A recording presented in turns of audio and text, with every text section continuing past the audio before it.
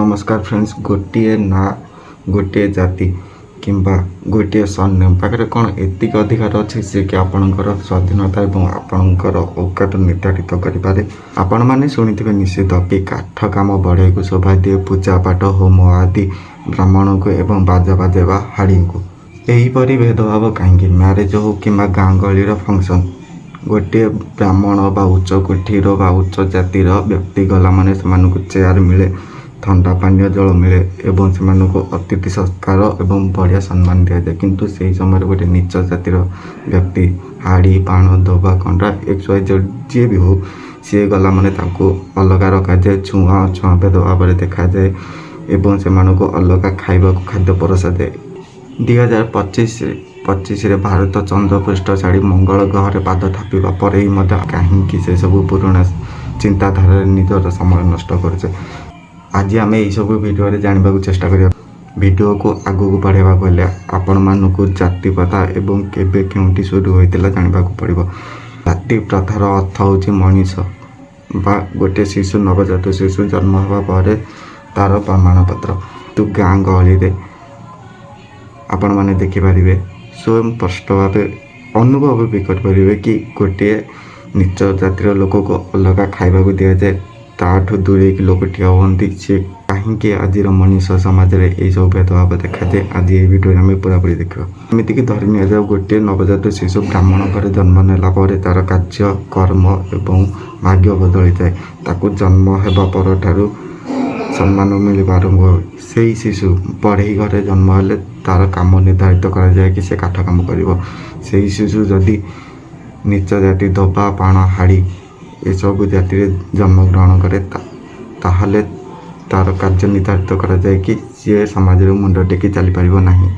कहीं शिशु से गोटे रुहे किंतु तार एतिक भूल कि से जन्म हवा मात्रे के अलग अलग जाति बा अलग अलग कुल बा अलग अलग सरनेम नहीं जन्म होता है। जमीक से शिशु बा से गोटे ही प्राण से गोटे प्राण जदि ब्राह्मण कुल जन्म होती तार सम्मान अलग, से गोटे ही प्राण जदि गरीब घरे बा छोट छोट जाति जन्म हुए तार सम्मान अलग।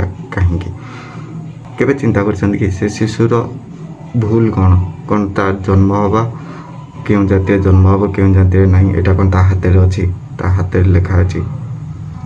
गुड़ाए लोक उत्तर देवे नहीं से सब भगवान की इच्छा। ताले कहतु भगवान कौन जदि भगवान जदि जाति प्रथा गठन करते तेबे से मनीष देह थप्पा लगे तो पटे तल को पठे पारते ना। तो सी सेमती करना आम देखा कि जाति प्रथा केबे आरंभ होता केमी कौन समय जाति प्रथा 1520 रु नहीं 1220 मध्य आरंभ होता। से जाति प्रथा को जातिगत भाव न नहीं कर्मगत भाव नि जाऊला। धरी नि कि गोटे जातीय लोक सी बढ़ई कम कर लुहा कम कला तो ताको कमार कहुला बा ता परिवार लोक जदि से रही ताले से कमार ही जाते बा से कमार आख्या दिखाला। सेहीपरि जदि से किसी लोक बा से जातिर किसी लोक बढ़ई काठ कम करते से बढ़ई आख्या दिखाला। 120 रु 200 सी मध्य 220 रु 200 सी मध्य प्रथम थर जाति प्रथा को कर्म भाव न देखि जाति भाव बा जन्मगत अधिकार भाव उल्लेख करा। आपण मैंने निश्चित कन्फ्यूज होते कि BCE कौन एवं CE कौन। BCE एवं CE दुईटी समय को भाग कर समय अनुसरण बा समय विषय कहूवा कैलेंडर शब्द अटे।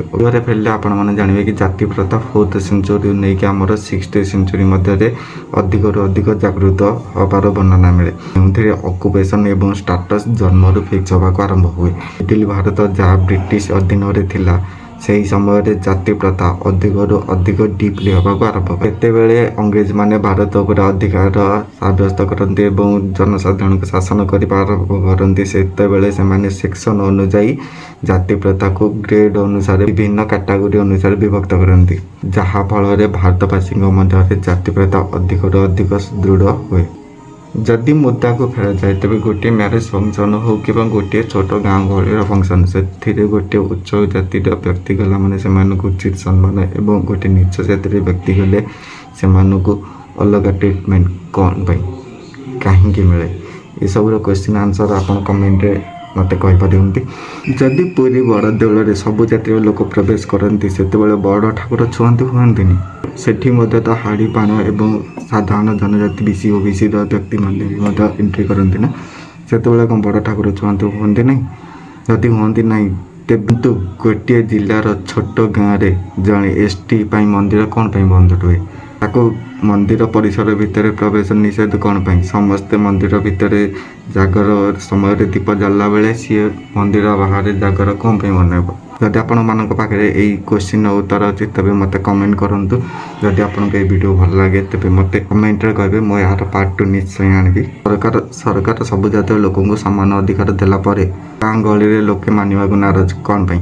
ଗୋଟିଏ ଝିଅ କିମ୍ବା ଗୋଟିଏ ପୁଅ ଯଦି ଅଲଗା ଜାତିରେ ବିବାହ କରନ୍ତି ତେବେ ପରିବାର ବା ସେ ପିଲାମାନଙ୍କୁ ଗାଁରୁ ବା ଜାତିରୁ ରୋକ ରଖି ଦିଆଯାଏ, ସେମାନଙ୍କୁ ଦାନା ପାଣି ବନ୍ଦ କରାଯାଏ, ସେମାନଙ୍କୁ ଶ୍ମଶାନ ବା ମଶାଣି ଯିବା ନିଷେଧ କରାଯାଏ କାହିଁକି?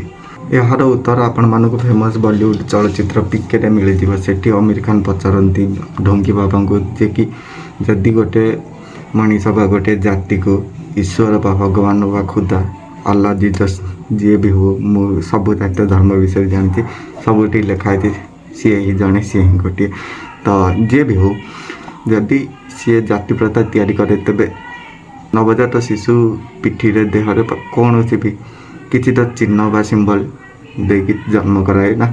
ଯଦି ଏମିତି ନୁହେଁ ତାହେଲେ ଆମେମାନେ କିଏ? ପୁରୀ ବଡ଼ ଦେଉଳରେ ଜଗାକୁ କୌଣସି ଅସୁବିଧା ନାହିଁ ତାହେଲେ ଆମେ ଆପଣମାନେ ମନା କରିବାକୁ କିଏ?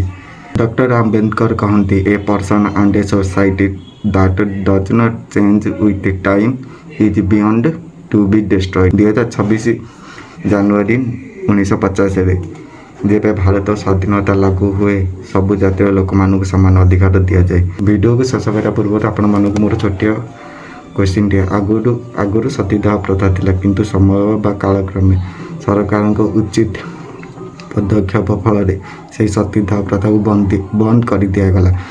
ଯଦି ସେତେବେଳେ ସେହି ସତୀଦାହ ପ୍ରଥା ବନ୍ଦ କରିବା ଠିକ୍ ଥିଲା ତେବେ ଏବେ ସମୟର ଚେଞ୍ଜ ଏବଂ ନୂଆ ଜେନେରେସନରେ ଜାତି ପ୍ରଥାକୁ ମାନିବା କ'ଣ ଉଚିତ ବା ଉଚିତ ନୁହେଁ? ଭାବନା ଆପଣଙ୍କର, ଚିନ୍ତା ଆପଣଙ୍କର। ଭିଡ଼ିଓଟି ଭଲ ଲାଗିଥାଏ ତେବେ ଲାଇକ୍, କମେଣ୍ଟ ଏବଂ ସେୟାର କରିବାକୁ ଭୁଲିବେନି। ଆଜିର ଭିଡ଼ିଓ ପାଇଁ ଏତିକି, ଧନ୍ୟବାଦ, ନମସ୍ତେ।